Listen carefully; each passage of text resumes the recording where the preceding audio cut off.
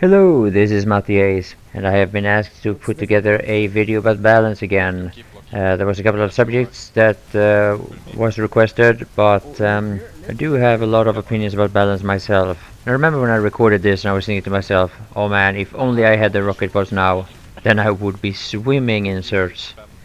There are people that still think that the rocket pods are really overpowered, and they used to be, don't get me wrong, but they have been heavily nerfed, and the thing is that the weapons designed to kill ESFs are very effective.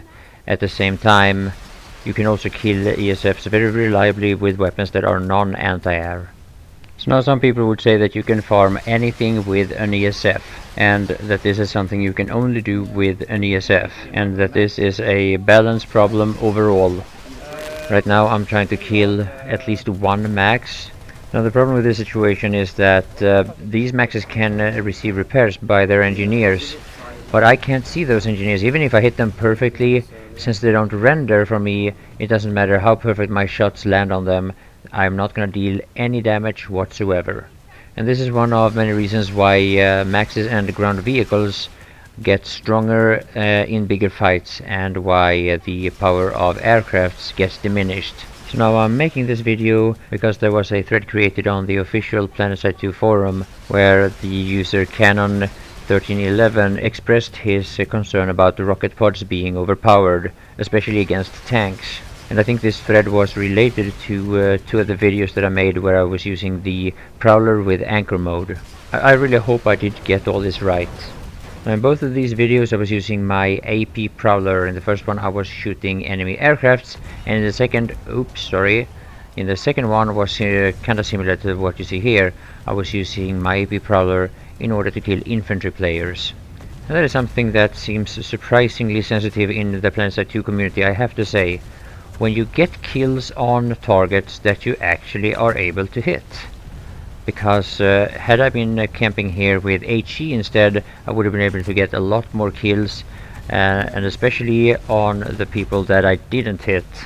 So now camping like I'm doing here outside of Snake Ravine is a very risky situation. If the server is too highly populated, if it's prime time, and there is actually a main battle going on in this area, doing what I'm doing is impossible, at least on the servers that I played on. You do have quite a lot of hit points on the tank, and if you receive repairs at the same time, maybe you're lucky enough to have a repair Sunday behind you, then you can actually absorb quite a lot of damage. So now, why people still consider ESFs to be such a high threat towards tanks, I honestly don't know. You must have a very different playstyle than me. I mean, I gotta admit though, I'm not a tanker, not in any way. I spawn tanks and I use them every now and then, but it's not my main playstyle at all. So last couple of days I've been on Miller bit playing NC, and I gotta admit my Vanguard gameplay is very rusty. It's been a while since I used it actually, and for these type of ranges you probably do a lot better with AP than Heat. Eyes on an enemy lightning. Lightning spotted. Spotted. Hostile. ATG hostile. Lightning tank spotted. What? They're trying to kill me. Don't they know I'm a Vanguard? Are they fucking stupid? ID'd an enemy lightning. Yeah, of course I have to rant a little bit on the Vanguard shield. I mean, come on guys, I'm TR. I'm supposed to rant on the Vanguard shield. That's what I'm supposed to do. Now people say that you can farm anything with an ESF, and it's not a given right that you should just have just because you happen to be a pilot, or actually just because you happen to be a top pilot, because the discussion has kind of changed a little bit the last couple of months. It has been commonly accepted that you have to be a very good pilot to do well with an ESF nowadays. It wasn't always so, but at least nowadays it seems to be the common opinion that you have to be very experienced to do good with an ESF. But even so, we still have the same or a very similar discussion going on about balance.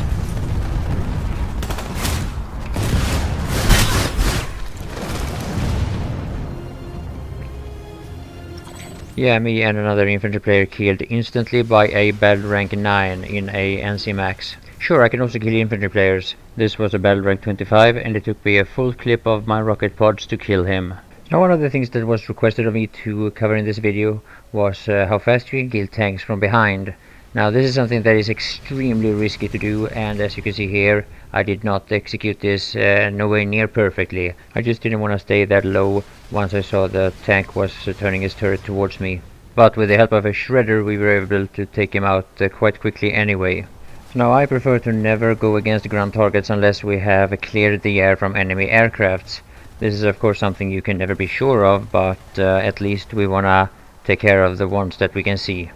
So rather than descending and getting a perfect shot from behind on a tank, I prefer to attack them from higher above, because I've been shot down by tanks so many times I don't even care to count anymore.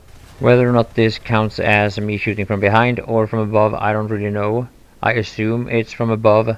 After shooting the first barrage, I wait for the shield to expire and I attack him a little bit with my rotary, and then I descend and do a little bit of a risky maneuver and take him out. Or well, at least I take the tank out. So now some people have pointed out that lock-ons are not nearly as effective now that some of us pilots have figured out how to dodge them.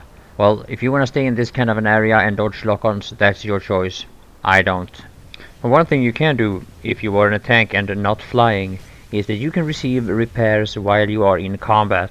Whether or not it's yourself jumping out and quickly repairing just after backing up a little bit, or if you receive repair from another engineer while you're still shooting, well, this makes you a lot more combat effective than if you have to get away for about half a minute or a minute in order to repair and resupply.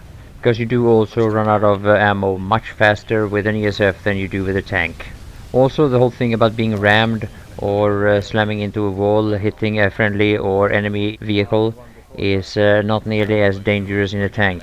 Sure, a Galaxy can definitely ram you, and you will die from debris from time to time, but it's nowhere near as punishing as if you make a tiny little bit of a mistake while flying an ESF. And if you miss a shot and your gun is reloading, well, why not just jump out, shoot him with your main gun, and by the time you're in your tank again, well, guess what? Your tank has reloaded. So even though I can agree that an experienced pilot can do really well with the rocket pods, the only time I've really focused on it the last, I would say, few months, for a long period of time that is, was during the double XP weekend. For a few days I was one of the top players in terms of kills on Cobalt, but getting there was a lot easier by using the Mercy Max than by flying. But when it comes to score per minute, I did fairly well in the ESF, but that was by hunting down other ESFs. So when it comes to pure balance and the rocket pods, you are not gonna get any sympathy from me saying that the rocket pods are overpowered, for as long as maxes are the way they are. And even though they are going to nerf at least the anti-vehicle weapons for maxes, that doesn't stop me from switching over to Blue Shift or Nebula or whatever they're called. It doesn't matter, I'll find something. Maxes have always been ridiculously overpowered in Planetside 2, and it makes no sense to me whatsoever. I would say the same thing about HE. Even though it has been nerfed way back, it is still ridiculously overpowered in my opinion. Harassers are going to get nerfed, thankfully, but aircrafts are very easy to deal with. If you have spawned an anti-air max, you can just go to the terminal once the aircrafts are gone and use any other weapon that you prefer. And I can assure you that the range of maxes will be well enough to get rid of enemy aircrafts.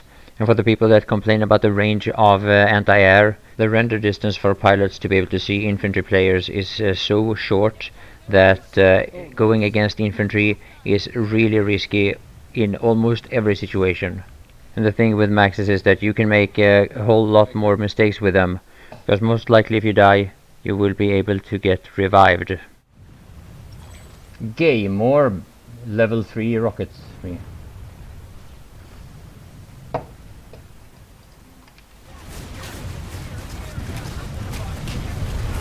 Yeah, I was revived, but in such a weird place. There's no way I can. You think I can get there, Matti? I don't think so. I can escort you. I'm trying. Wow. Wait, sure, wait for you. Wow, there's crossfire there. Yeah, from that's both the problem. sides. Wait for Trying. me. Getcha. Go behind me, go That's behind how me. we do it. Oh You're- my god. Okay. That was impressive. Are you safe Imagine now? doing that with a level 1 revive tool. Now I want to bring up another controversial weapon. It's the AV turret of the engineer class. And when they released this weapon, I was really thrilled about it. I thought this was going to be something for me, and I bought it right away. I was very disappointed. I think it's really boring. It's very situational, and if you have it in the right place, if you're camping up on a hill or something, it's probably fantastic. But that would require you to be in a location where, me personally, I probably wouldn't want to be in the first place. Now the fact that it's stationary was something that I wasn't very happy about from the beginning, and I really don't like that either.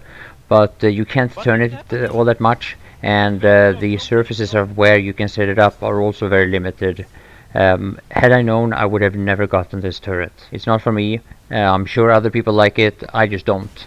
However, I do understand the frustration from dedicated tankers about the AV turret, especially when it comes to those people that really know how to put it outside of a render range from the tankers. Now I can assure you, as a pilot, the problem with your enemies or your nemesises not rendering has been many times worse for us pilots. And what I'm talking about was when the maxes, when the anti-air maxes was much stronger, and when they rendered just like any other infantry class. Now in a high populated area, what was very common was that if you were flying there, you would be insta-gibbed by maxes that were no longer than 50 meters below you, and you just couldn't even see them. And I know that the AV turrets and tanks do have similar issues. But the thing is that the SOE clearly recognized this problem, and they have been working on it for a long time. They have made progress, and as long as this is still going on, I don't really see the need why I should criticize them for it when they are actually working on it. So anyway, I hope this video did touch some of the most important topics that some of you guys have been thinking about and discussing. And if you're a tanker, if you're an infantry player, if you're a pilot, I hope you are having a blast with Planetside 2. I wish you the best of luck. I will say thank you all for watching, and if you're a pilot, don't get too greedy and never ever hover.